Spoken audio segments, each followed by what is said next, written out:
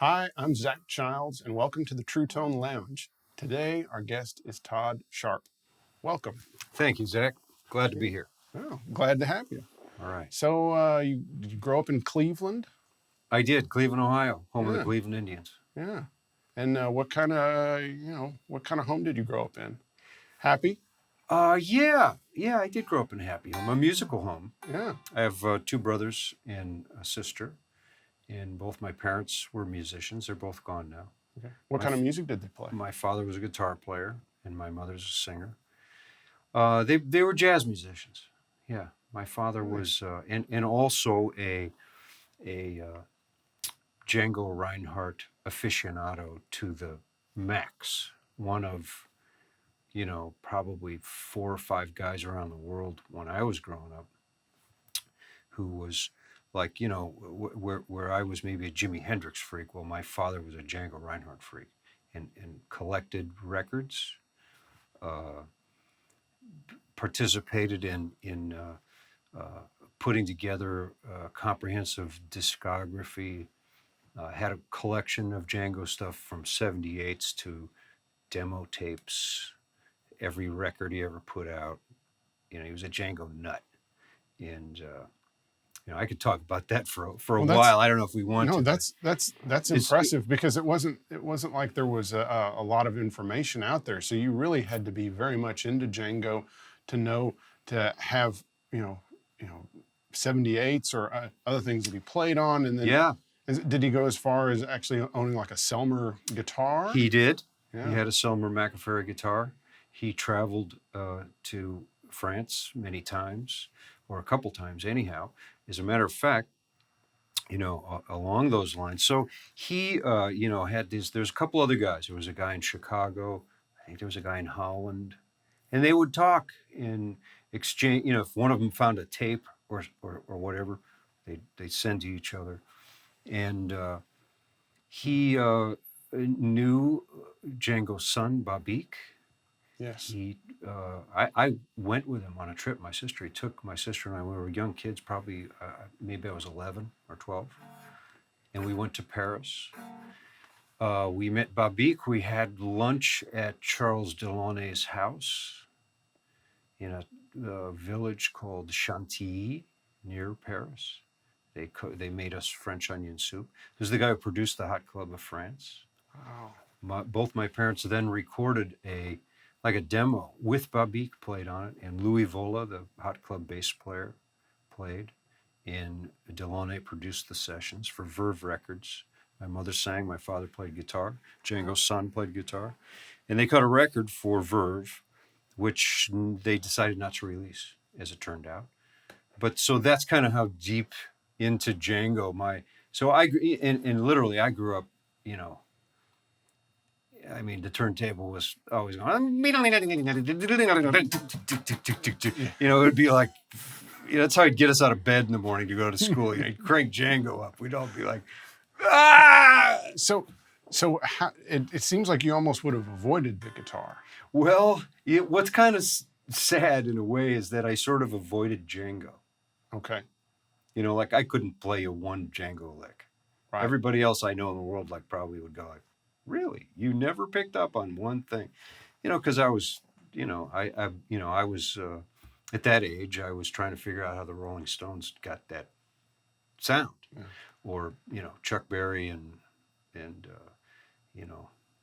Freddie King. Yeah. Django was kind of like not quite registering with me in that way, but it certainly does now. But anyhow, it's an interesting thing because you know, it was recently Django's birthday, and it was on one of those snow days we had. We were all stuck, and I wrote this thing up just, I don't know, because I had some time to do. I couldn't do anything else, so I started to think about it, and so I think that Django needs better recognition. He was also a very interesting cat. I mean, he was a real trailblazer. He was a gypsy. He lived with, in a traveling caravan like gypsies. He was in a fire thing caught on fire. These two fingers on his left hand were welded together. This is probably like when you listen to Django play, it's amazing stuff. Yes, it is. 2 fingers, folks. Yes. Only 2 fingers. Always. He used this as a chording thing, but it was a deformed sort of stump. He didn't really play, his solo stuff. But I think Django was like the first guitar hero. That's where I'm going here. Django was the first guitar god. Yes. He sort of brought the guitar to the forefront in, let's say, modern music, right, in the early 40s. Very much so. In a way that no one else had ever done. He was a hero to both Chet Atkins and Les Paul. Well, like I said, my dad was a guitar player, and he used to tell me, like, so when I started to play, you'd never hear a guitar. He said, my father would call me over to the radio and go, "Hey, Fred, I think there's a guitar in there." It was a rhythm instrument, really. Right. Unless we're talking about, classical guitar or lute music, Right. It never played melody. And it wasn't ever really featured, like, say, in those days, trumpets were. Trumpet was a big lead instrument in this era, Dixieland and jazz and so on. So that's where kind of Django sort of said, actually he was doing this thing, the guitar is out front. And plus he was just blistering amazing. Every time he touched a guitar, he was a phenom, So what made you actually pick up the guitar? Was it just because it was around the house and your dad was playing it? But what made you pick it up? Well, I think in truth, I was a drummer first. Okay. And, the old man was just not going to get me a kit. We're talking, I'm 10 years old maybe or something. I had a snare drum and a cymbal. Okay.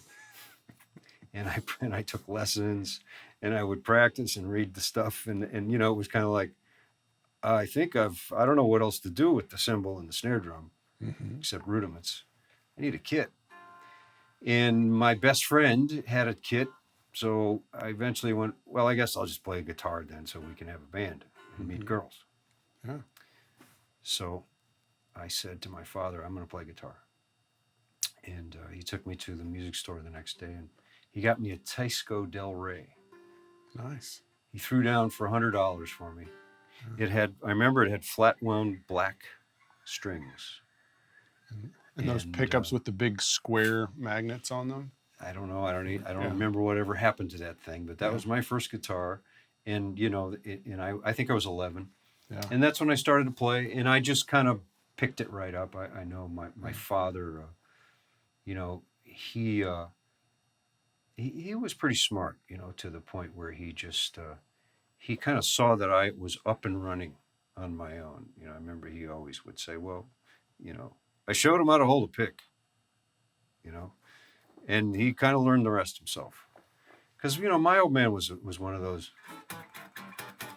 or slowed down, like an accompanist. He was a real jazzer. He played big, gorgeous, beautiful chords that moved with every quarter note. And, I was going, how do you do,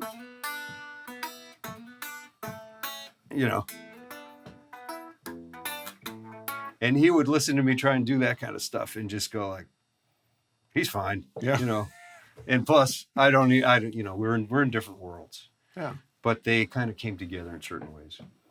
And he certainly was a big influence on me. The Beatles, Beatles and the Stones and Chuck Berry got me into guitar. Yeah. And then, my old man was a very good guitarist in Cleveland and was kind of the guy that people would call for different work of all kinds, maybe Broadway shows would come through town, or I don't know, anybody, you know. And if they had a call for a local orchestra, you know, my father often did that work. And he started to throw it to me, which was funny. The first professional gig I ever played.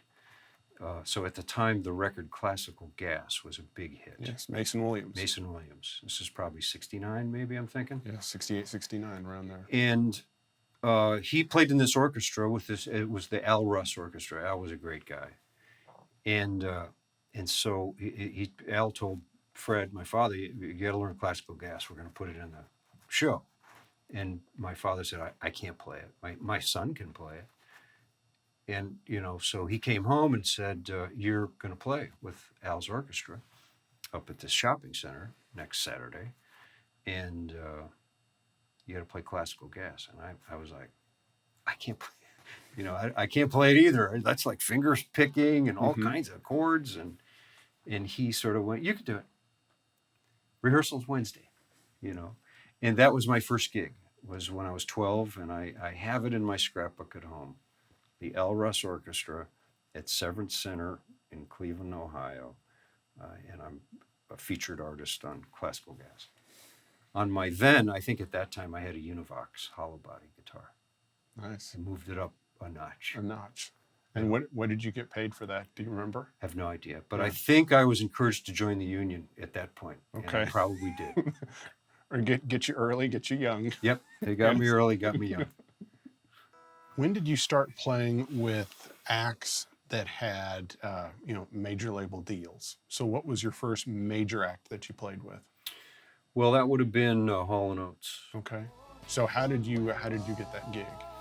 That was It was because of your hair, right? It was my hair. And you had a fedora and a beard. I don't think it was the hair. Okay. Okay. So it was a little bit of I knew somebody, and so basically, my girlfriend's sister was roommates with a girl named Sarah Allen in Philadelphia. They flew together. They were stewardesses. And that was Daryl Hall's girlfriend. Turns out to be Sarah, the infamous Sarah. Yeah, Sarah Smile. And she would talk me up. Yeah. You know, and I think she got through to him. And so one day, Hall Oates came to play in Cleveland at the Agora, which was a big rock and roll club. Yes. Back in the day. I was playing downstairs in the bar called The Mistake. And these guys were playing. I was working at a record store at the time. I was aware of them. They had, I think, 2 records out at that point. So would they have had like Sarah Smile and no, that wasn't out yet. She's Gone? That wasn't out yet. Okay. Or actually, it would have been out, but it didn't do anything. Okay. That was, so anyhow, you know, they were this, I listened to them. I thought they were very good. Their first record was very folky. You know, when I first heard it, I went, well, these guys are like folk guys. Yeah. And I'm Freddie King and Hendrix and, you know, I'm playing electric blues. Yeah. So anyhow, they were in town, so I went upstairs to meet them, and I gave them. I was in a band at the time called the Case of E.T. Hooley, and we were maybe going to get signed to a label. We were pretty good. So we had a demo, and I gave them a copy of it, and I don't know, I just got a phone call one day from their office, and they said, Daryl and John want to know if you come up to New York to audition, because they're going to do a couple of shows. And this is kind of interesting. I think it is, because so at that time they probably had 3 records out now, and none of them were sticking. They just, you know, so they had their 4th record, and their situation was they had 2 gigs, and so they said, if you want to audition, their management office, you know, we're going to send you the new record. There's 5 songs if you'll learn them, and you have to come up to New York and audition. So I said, okay, yeah, I'm going to do that. So I did that, and, you know, it was a cattle call audition. And I got there, and it was at SIR on 54th Street in New York, and I'm staying at a hotel, and I'm like, oh my God, every 20 minutes, you know, guitar players are walking out, and some of them are well-known guys, and I'm like, I'm not getting this gig. You know, but it was very nice of them to invite me. Yeah. So anyhow, I went in and played, and it went pretty good. and and above all, they just knocked me out because they did this evolution thing. Their first record was very folky. The second was very R&B Philly soul. The third was kind of, I don't know what it was. It was weird. And this was their fourth album, and it was really cool. And so I'm playing these songs with them, and they are amazingly talented guys. I mean, like, I've never worked with anybody this good. They sang great. Mm-hmm. They knew what they were doing. They obviously wrote really great. And they were just kind of like this duo, kind of ball of talent and energy. And I was kind of like, these guys are like a different level that I'm not even aware of. So anyhow, they said, we're not sure. Will you stay another day? We stayed over. We did it again. And then they hired me. And I was like, wow, they hired me. Called my dad, said, hey, I got the gig. So they said, so here's the deal. We have 2 gigs. They're in England. We have a new record company, and we're doing one night at Ronnie Scott's. It's this famous club, just for the record company people. And then we're playing in a theater in London, because apparently we have a fan base there. And that's the gigs. And after that, who knows? So we go to England about 10 days later. It was like we rehearsed. We shedded real hard in New York. We worked up a 90-minute show. We went to London, and we played at a place called the New Victoria Theatre. And it was like sold out. And it was also packed with like rock stars.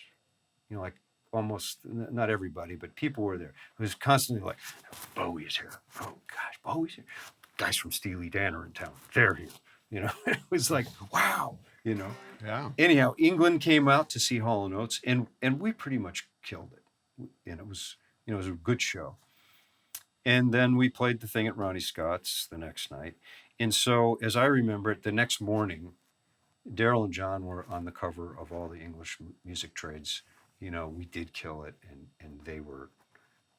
That was kind of like when it all broke loose for them. Mm-hmm. It really did. It just like went bang. And certainly in the UK, they were like the darlings of the UK. So they booked a UK tour, which we were going to come back and play. And we went home, and then a station in Cleveland, as it turned out, coincidentally, was playing the B-side of their single on a black station, which was Sarah Smile. And that was their first hit in America. And that's when things like happened for them. And of course, you know why? Because of me. I was in the band. Yeah. Of course. No, in truth, it just was like a thing where it was such a great thing for me, because I had the luck and the timing and probably some talent, but mostly I walked into a thing at the perfect time, because it was like, okay, we're going to go play a gig, and that's about all we got. And then it exploded. And there was, we toured almost endlessly for 2 years.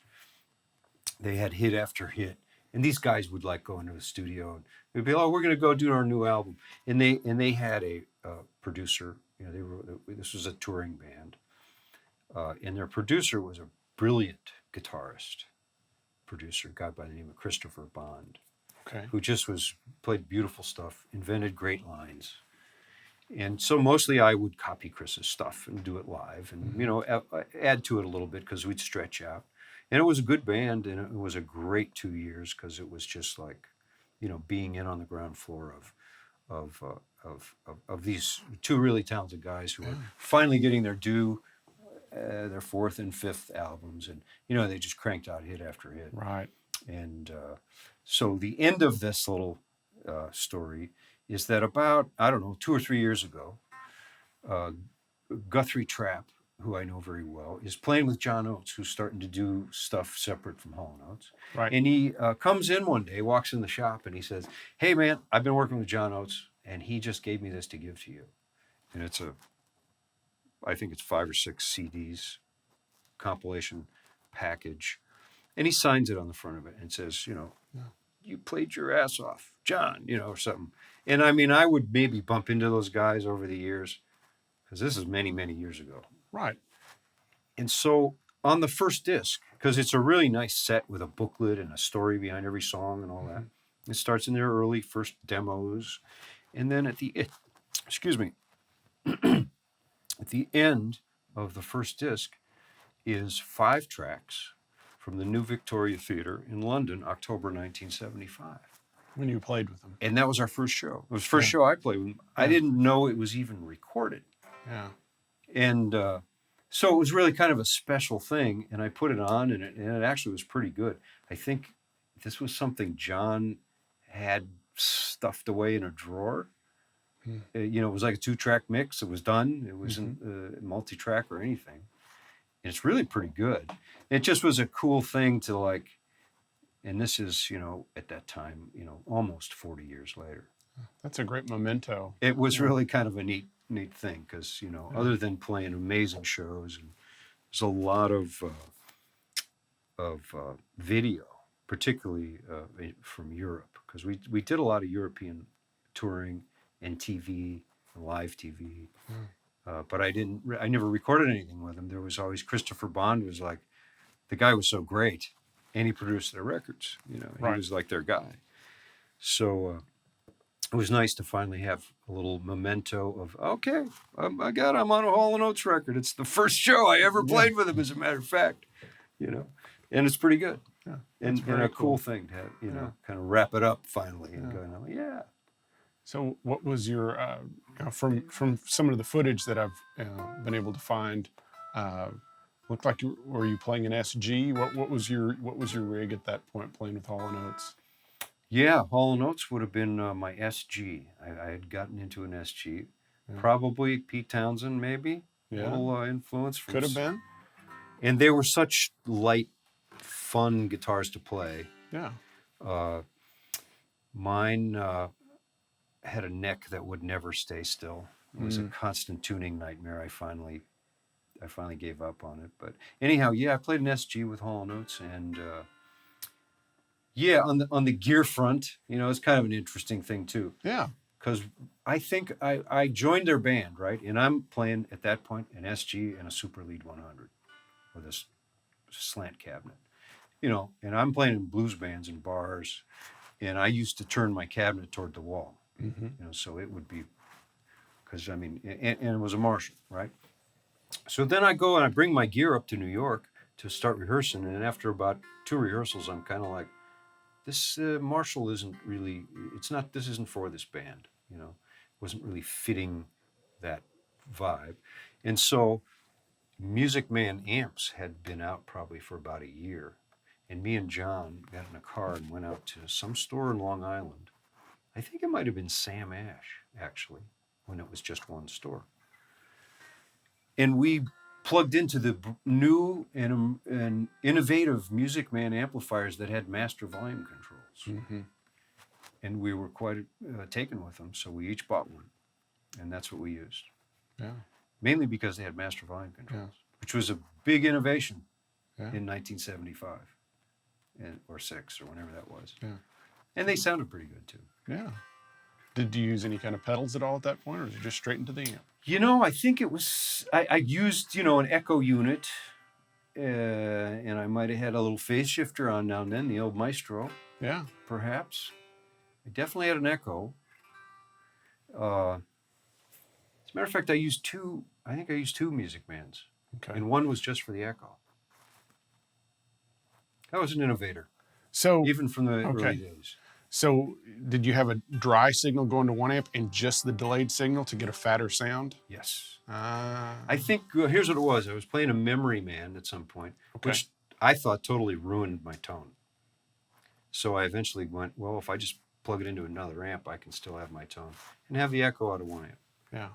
Because I sort of needed that echo for certain things we would do and effects that they had and all that. And it's sort of a double-edged sword, because most of the recordings that, like this stuff pops up on YouTube, live TV, whatever it is. And I hear this sound that I'm getting, which is awful.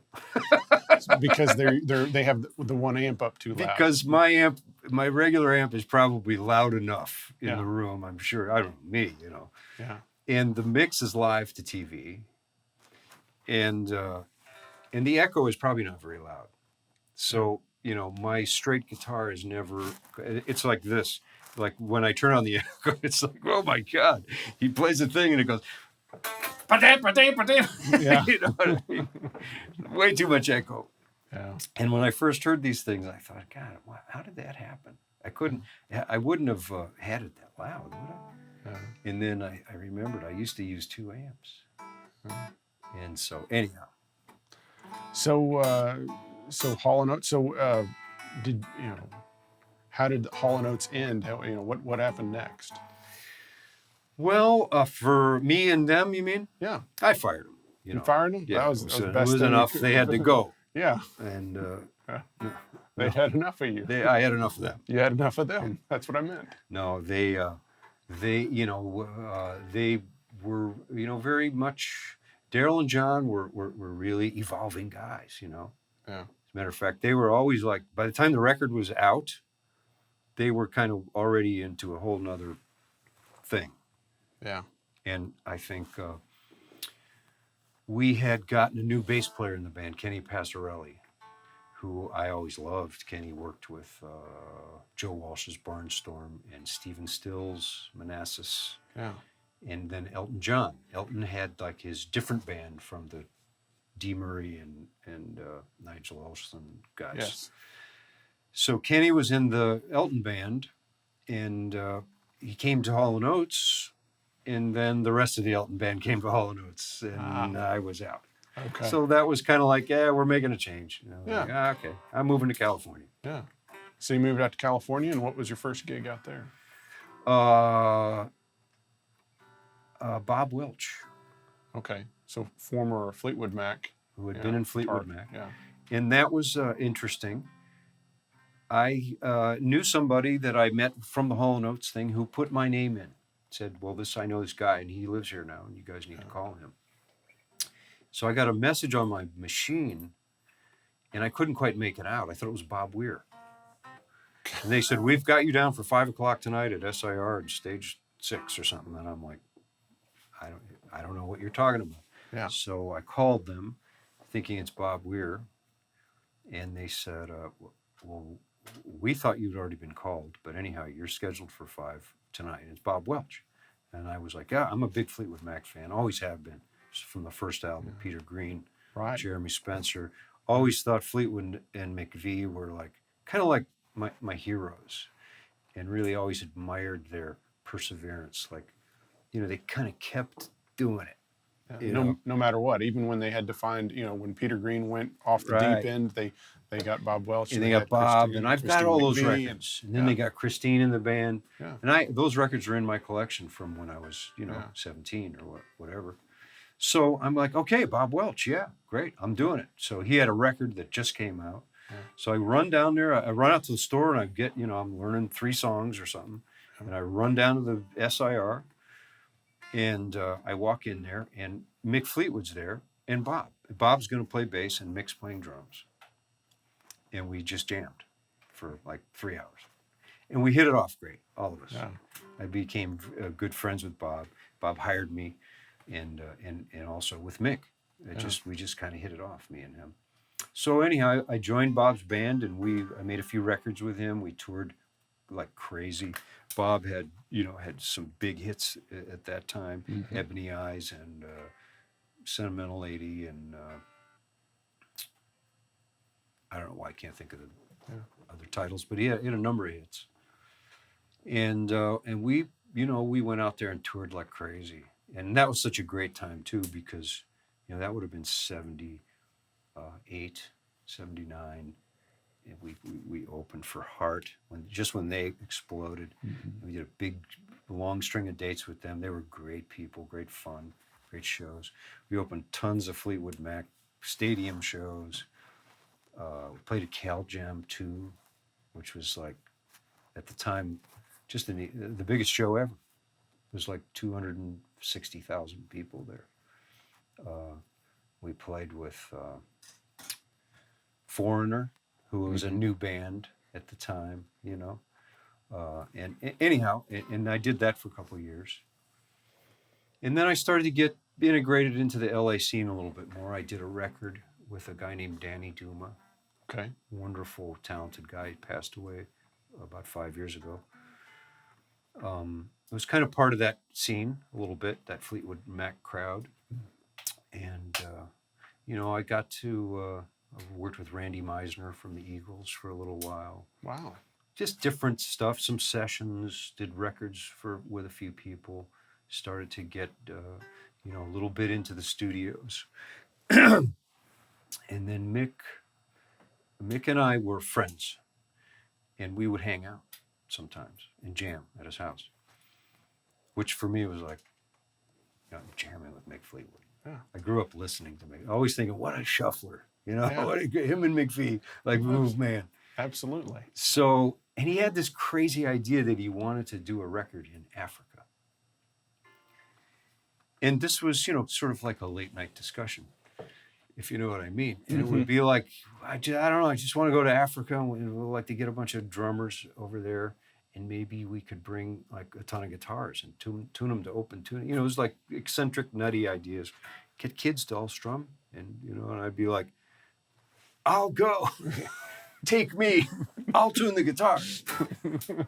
So, I don't know, just out of the blue, maybe a year later, I get a phone call from his office, his assistant, and she says, Mick has a record deal with a label, and he's doing the African project, so he wants you to go. Starts laying out this stuff. You need to go start getting your inoculations, Right. and meet him in Ghana. He's on tour right now. He's in Australia. He's going to meet you there. He needs you to go to his thing and get some of his guitars together, because he was collecting some fine guitars. Work up some music, bring a few ideas, mix a drummer. You're going to be the music guy to try and translate music notes and whatever. So this is what happens. I get on a plane. At that point, at the very last minute, he decided to bring a bass player, which was a great idea. And he got George Hawkins, who I had known from Hall Oates, and Kenny Loggins used to play tour together. George was Kenny Loggins' bass player. So all of a sudden, yeah, George Hawkins, I know that guy, man. We got on good, as a matter of fact. So I meet Mick and George in Ghana, West Africa. I have no idea what we're going to do there, but the plan is we're bringing all the recording equipment and tape and guitars and amps, and there's apparently an old film studio which was been sitting for years, but it has a sound stage, and we're going to use it to make a record. So we did. We went there. We spent 6 weeks. It was an incredible adventure. It would take me. I could talk about it for hours, so I just try and edit it down to. It was probably the most amazing musical adventure in my life. It was in 1980. We didn't know what we were walking into. It turned out we were walking into like a undiscovered musical wonderland that's a part of Ghanaian culture. So like you go to a place like Ghana, it's not like they're musicians. It's just everyone's a musician. It's their life. It's part of their culture. So everybody sings, everybody dances, everybody, you know, it's just so, you know, there were some bands we went to see in their backyard, which is like, you know, very, very poor third world kind of shanty stuff. And then we'd bring these people into this film studio and try and play with them, which worked a few times. And sometimes it would be like, we're putting headphones on people who've literally at that time, you know, they never seen headphones or shoes, you know what I mean? Yeah. And so anyhow, that was, I started to work with Mick, and I did a little bit on his next record, but that African adventure was amazing. So I guess through all that, I got to know Christine McVie a little bit. Okay. So we toured a lot, and we became friends. My wife and I and Christine's then boyfriend, we would hang out. And so I'm working on some demos. I'm kind of trying to figure out how to write songs and whatnot. And Mick gave me some tape after the African thing. And I wrote a song also that's on that record. That's a good song. And I think he thought, you should be writing more. And he gave me a bunch of tape. Had some tape left after this thing. Brought like 100 reels of tape. And said, go go put something on this tape. So I'm trying to figure out how to write songs, and I'm making a demo. I got a little studio time at a place in California. So I played it for Christine one night. We were at her house, and she said, I love this song. I want to sing on it. And I said, you want to sing on my demo? Yeah. Backups, Yeah. right? Is that what you're saying? And she said, yeah, let's go. So, Yeah. okay. So Christine came and sang backups on my demo. And was, very, Christine's just a wonderful lady, really unassuming and a wonderful voice. And so a little while later, she said, I have to make a solo record. It's a contractual thing. I don't really want to make a solo record. I'm not like a solo kind of artist. I'm a band person. So she says, would you help me put a band together and write the record? And I went, well, let me think about it for a while. I'll let you know, because I'm kind of busy right now, collecting unemployment and trying to get a gig. So it was it was probably another for me moment of like Christine McVie. Look at the hairs on my arm. Just asked me to write a record with her and help her put a band together. Yes. Yes. Okay. Yes. When do we start? So that was another thing that was really wonderful for me and a great experience. So we did exactly that. We got a great band together. George Hawkins played bass, myself on guitar. We auditioned a few drummers. Her producer, Russ Teidelman, suggested that we try Steve Ferroni, who had just at that point come out of the Average White Band. Right. And I remember thinking, well, Steve Ferroni, yeah, I've heard some of his stuff. He's pretty upscale, man. He's way uptown, and we're probably looking for a Fleetwood Mac-ish meat and potatoes beat man, to lay it down. But okay, we'll try Steve. So we ran into a studio one night with a couple of songs we'd written and set up with Steve, and that just went like, okay, that's the guy. Yeah. It just gelled. So we went to Montreux, Switzerland, and recorded a record, which was an amazing adventure also. Probably did most of the record in 3 weeks. These things work like this. We had songs written. Christine and I had locked ourselves down in her house and written all kinds of songs. We had a good amount of material. We're pretty well prepared in that sense. And we had a great band and a great producer. And we went to a great place and a great studio, great engineer. And, we cut the record. I think we got most of it in a couple of weeks. Yeah. And then, it was a matter of finishing a few lyrics. And then I remember at one point we took a little break, and Christine said, well, I think I'll call, why don't I call Eric and see if he can maybe play guitar on one of these songs? And I'm like, you mean Eric Clapton? She goes, yeah. And I said, you know him? and also Steve Winwood. She says, well, yeah, I know Steve. I think she maybe went to art school with him or something. And so this kind of thing, it was the first time I got to see this deal about the British rock and roll people of that era. It's almost like it's such a different thing than American rock and roll. First of all, first in the most significant way that they all showed us our own American roots music, what was That's under true. our noses. Yeah. Because as you know, white kids and whatever growing up in America, I guess that was like black music, and we weren't listening to it. Right. So we didn't know from Big Bill Brunsey and Robert Johnson or Sonny Boy Williamson, but the British did, Right.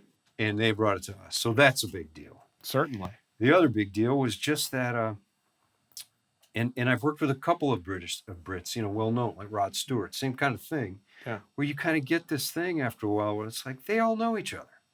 It's Yeah. almost like they all went to school together.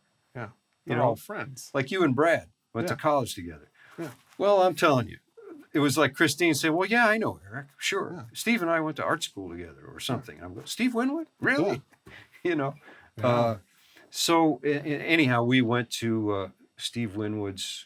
Russ, the producer, and I stayed in the pub up the road from Steve's house. Mhm. Christine stayed with Steve and his wife. They wrote a song. We spent a week hanging out with Steve Winwood, working in his studio every day. Wonderful guy, and wonderful experience, for a guy like me. He grew on, listening to Traffic in the Spencer Davis group. Yeah. And then working with Steve Winwood, like whatever, 15, 20 years later. And he's the nicest man in the world. Yeah. Like we hung out. He took me in his library, had a beautiful old English home with dynamite stereo, put on Ray Charles, And I just remember sitting there one day going, I'm listening to Ray Charles with my buddy Steve Winwood. This isn't bad. Yeah. It's not bad at all. So getting back to Eric Clapton, there's a shot of you, that I've seen that shows you and you look like you're a little kid because you look like you're a little bit giddy, and you're sitting next to Eric. Yeah. And he's got Blackie there sitting on the couch with him. Yeah. And so tell me about getting to meet Clapton and getting to I guess hear him play on the session and such. Yeah. Well, I guess I was giddy. Because, you'd have to be. Yes. Eric Clapton was like many players of my era and yours. Yeah. One of the big reasons I play guitar. Absolutely. And there was a time where I was shedding Clapton and the Mayall record and the first couple Cream records. I used to know it note for note. That and Hendrix and a few other things. But so, yeah, that was just pretty much just like you described it. So Christine called him, said, I'm making a record. Would you come play on it? And I just remember that he said, yeah, I like to work in this one room at Olympic in London. We're in Europe anyhow. And so we go into Olympic Studios, and it's one of the funky little rooms with like carpet on the wall. I mean, it's, it looks like somebody's garage studio. Mm-hmm. But across the hall is like the famous Olympic Studio A or whatever it's called, right, where the Stones cut Beggar's Banquet and the Who cut stuff, and I think the Beatles cut some stuff. And I don't remember who was working there at the time, but I walked in at one point, had an old surround console, gigantic big room, wooden floor, famous rock and roll records cut there. Anyhow, we're in Olympic, and we're hanging out, waiting for Eric to show. And I walk out in the lobby, and he comes walking up the front steps. And I think he has 2 gig bags over each shoulder and 2 Fender Tweed twin amps in each hand, and he's walking up the steps. Wow. And I see him through the glass, and I go, holy shit, I think that's Eric. And so I walk out there and I go, can I give you a hand? Yeah. I said, even I have cartage. I got to tell you, I'm impressed. Let me help you. Yeah. So I help him carry his stuff in, and he's again, wonderful guy, just a lovely man. He just kind of listened through the record, and was like, anything you want to play on? And he picked a track, and of course, and he also, looked to me and he said, I love your playing. You play great. And I was like, it was another one of those pinch me moments. Yeah. All I got's the picture. Yeah. But it's a great picture. But I just, I think I said, well, you probably noticed I stole most of it from you. And he said, yeah, well, I stole most of it from some other guys too. And you probably noticed that. And it was a pretty magical day just to kind of hang with him. Yeah. He was like, gosh, he said, let me play on that one. His amp was out in the studio. He sat in the room on the couch, like, where we took that picture, and just played, did maybe 2 passes. So he just had Blackie into a Tweed Twin. That's it. And he just cranked it up. Just played. Wasn't really cranked up. It was kind of more of a subdued, beautiful tone. He played beautiful on a song Christine and I wrote called The Challenge. And, just did a couple of passes, and Russ, the producer, said, hey, I think we got it. We'll pick a few spots, but it's there. Yeah. And he was right. And so, that was really the only, my experience with Eric. It was interesting because we're talking, like guitar players do. And I think he complimented me on the sound on that track that he played on, and it was a Strat. I used to have this really cool Strat. I don't know what the hell that thing was, but it had a hot rod paint job, had maybe a differently radiused rosewood fingerboard. It was really cool looking, sounded great, loved that thing. Somebody had broken into the studio in Montreux and stole it. And that's the only thing they stole, by the way. I mean, we're talking a recording studio full of all kinds of stuff. Right. I had all kinds of amps, guitars, valuable microphones, the whole deal. Someone saw that Strat somehow and wanted it. Broke in and they stole it. So I'm telling Eric about it. I said, yeah, that's my Strat. It just got stolen like a week ago. And he offered to, he said, well, I could probably help you find one. And I think I had just bought a Squire in London. Mm-hmm. I went out to the store and I bought a 100-pound Squire. It was a pretty nice guitar, actually, with a maple neck. But I for some stupid reason, I didn't take him up on his offer. I kind of felt like he doesn't really mean that. Yeah. He doesn't want me calling him. Eric Clapton doesn't want me to call him and bug him. Like, hey, could you help me find his Strat? The guy you just met with Christine. Yeah. Anyhow, but he was that nice of a guy. That friendly and just very cool to be able to meet. Your heroes, your people who you thought were great, and have them not be assholes.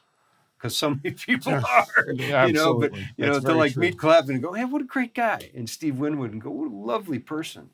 Yeah. And again, this British thing, Ronnie Wood, same way. Yeah. So when I played with Rod, we played with Rod Stewart for like 6 years. And we played in Vancouver. And John Baldry, I don't know if you know who that is, a guy named Long John Baldry. Yes. Had a couple of records in the 70s. Had been living in Vancouver. And this is kind of cool because right when I moved to LA, I just joined Bob Welch's band. I mean, Wednesday. And John Baldry calls me, who I'm a big fan of John Baldry. I had his record with, in an English accent, don't try to lay no bougie woogie on the king of rock and roll. I don't know if you remember that one. It's kind of an FM radio hit. It was an awesome groove. And that was John Baldry. Had Mickey Waller on drums. Yeah.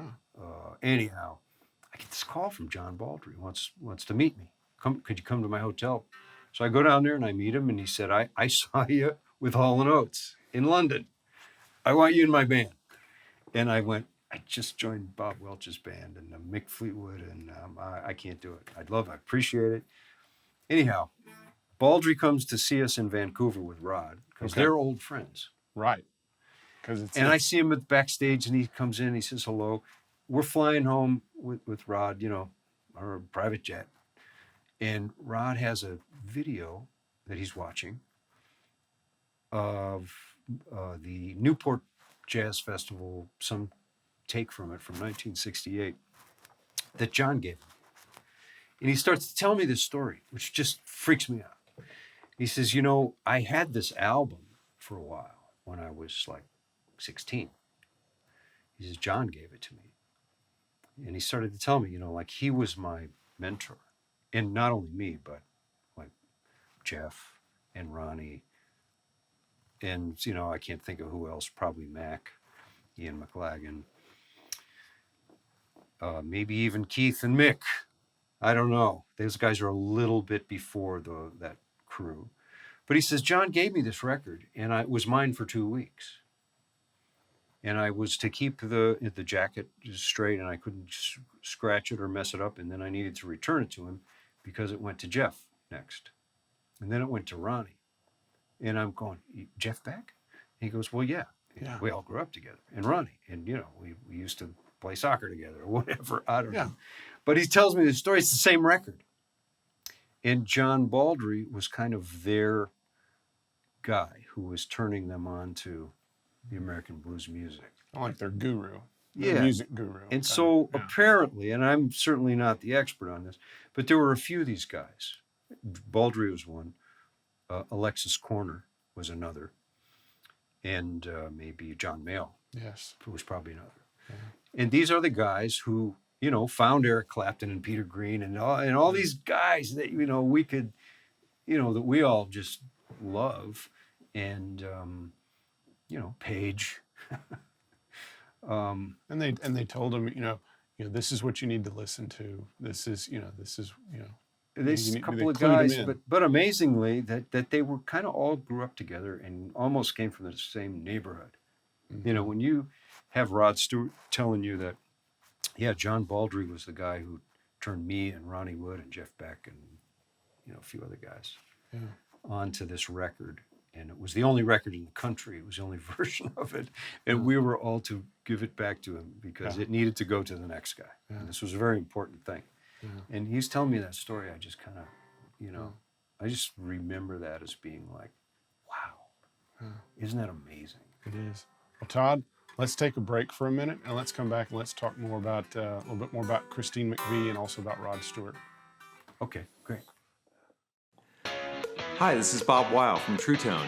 Be sure to watch part 2 of Zach Child's interview with Todd Sharp. Anyhow, out of the blue, Carmine calls me. He says, hey, you want to play with Rod? I said, I think so. I'm supposed to go on tour with David Crosby. I might. When's it start? What's the deal? He said, well, we got to learn, like 40 songs. We start rehearsing next week.